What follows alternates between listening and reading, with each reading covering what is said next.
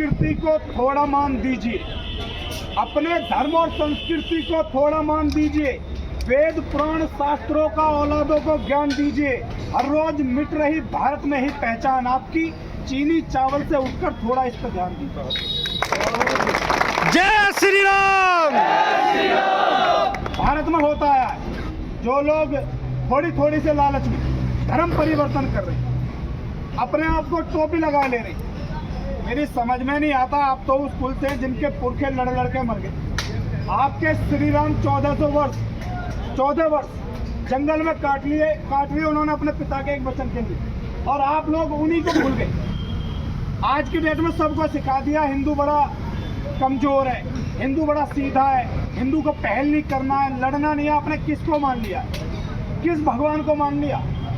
आप किसी भी भगवान को देखें, किसके हाथ में अस्त्र नहीं है, किसके हाथ में शस्त्र नहीं है, सबके हाथ में। लेकिन हमने सिर्फ ये सोच रखा है कि हम पहल नहीं करेंगे। आपकी इसी कमजोरी की वजह से आज का अगर आप चित्तौड़ का किला देखोगे ना, उसकी कीमत 16,000 अरब करोड़ है। उस टाइम की अगर आप कीमत लगाओगे तो 1600 करोड़ होगी। यानी कि हमारे पास पैसा था, हमारे पास सेना थी, हमारे पास लड़ने वाले थे, घोड़ा भी थे, हथियार भी थे, सब कुछ था। सिर्फ हमारे पास एक चीज है जो उनके पास। पृथ्वीराज चौहान ने 16 बार मोहम्मद गौरी को माफ कर दिया, 17वीं बार में बंदी बना के ले गया, और उसका हट जाना ये हुआ कि पृथ्वीराज चौहान की आंख फोड़ दी गई, उनकी बीवी संयोगिता को सेना के आगे डाल दिया, और सेना ने जब तक बलात्कार किया जब तक उसकी आंतें बाहर नहीं आई। आप किन से प्रेम की उम्मीद कर रहे हो, किन से सोच रहे हो कि तुम्हें छोड़ देंगे? आप लोग छोड़ दोगे, और छोड़ भी रखा है।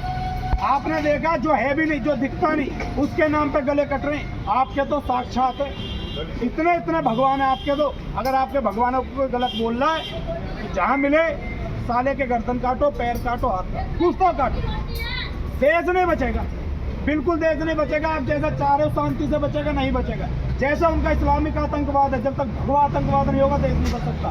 शांति से आपने इतने टुकड़े करवा लिए, कई देश भारत से कई टुकड़े हो गए देशों के, वो शांति में हुए। अगर लड़े होते, और इस यहाँ जितने लोग आए हुए सब जागरूक है, इस चीज का अगर कोई जिम्मेदार है तो हम सबके बाबा हैं। अगर वो लड़े होते, जब भारत का बंटवारा हो रहा था, उन्होंने आवाज उठाई होती कि जब धर्म के आधार पर देश का बंटवारा हो रहा है तो इन सबको वही भेजो जहाँ पे बाकी लोग जा रहे हैं, पर नहीं बोले। जनसंख्या जब देश में बढ़ रही तो हमारे पिताजी नहीं बोले।